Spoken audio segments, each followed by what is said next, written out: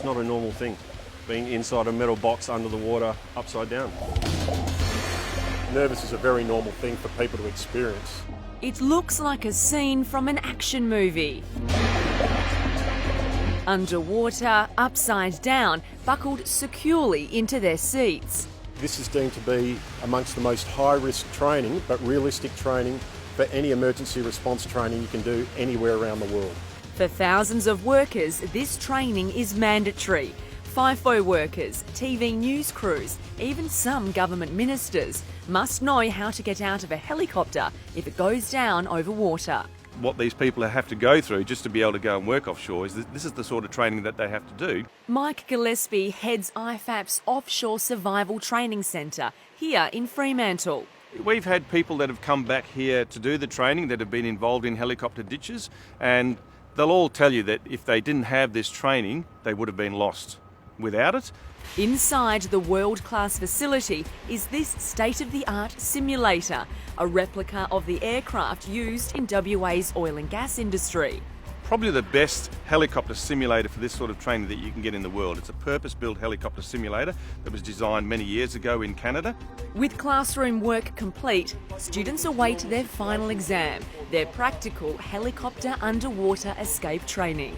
We turn them upside down, they've got to find their exit, they've got to remove their exit, then they've got to take their seatbelt off and get themselves out. It's time to take the plunge and put into practice everything they've learnt in the classroom with instructor Dan Nucky. We'll get people to brace, I'll give them an introduction on what we're expecting for each ditch and hopefully they carry it out. The first test will be the easiest. As the water rises up, students take a breath and then exit through their nearest open window or door. They think they have to be a Houdini, where the actual process is quite simple. The next scenario, the windows and doors are sealed shut, adding an extra element to the already daunting task. So it's really a lottery as to see who copes with it and who doesn't. The average time submerged underwater is 15 seconds. Trainer Matt Sambrello says it's knowing when to take your last breath. There are people that take a breath and just before they go underneath they feel compelled to take another breath. We see that in advance and we think, oh dear, but it's too late, you're under. As the afternoon goes on, the drills become more ambitious and it's time to turn the students upside down.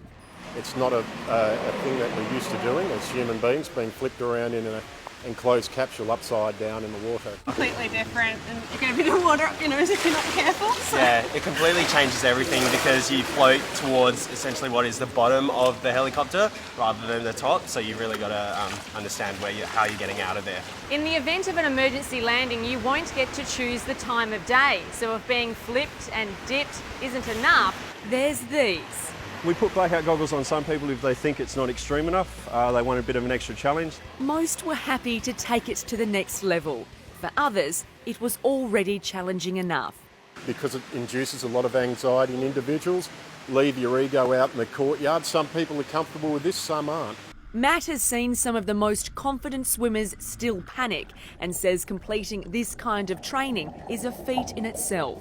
There is a certain sense of euphoria when they walk out that door to go to the showers for some people.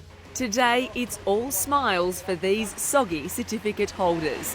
For some, it was overcoming fears. For others, it's knowing they won't need to return for another 4 years. Either way, they're now equipped with the skills they hopefully never have to put into action.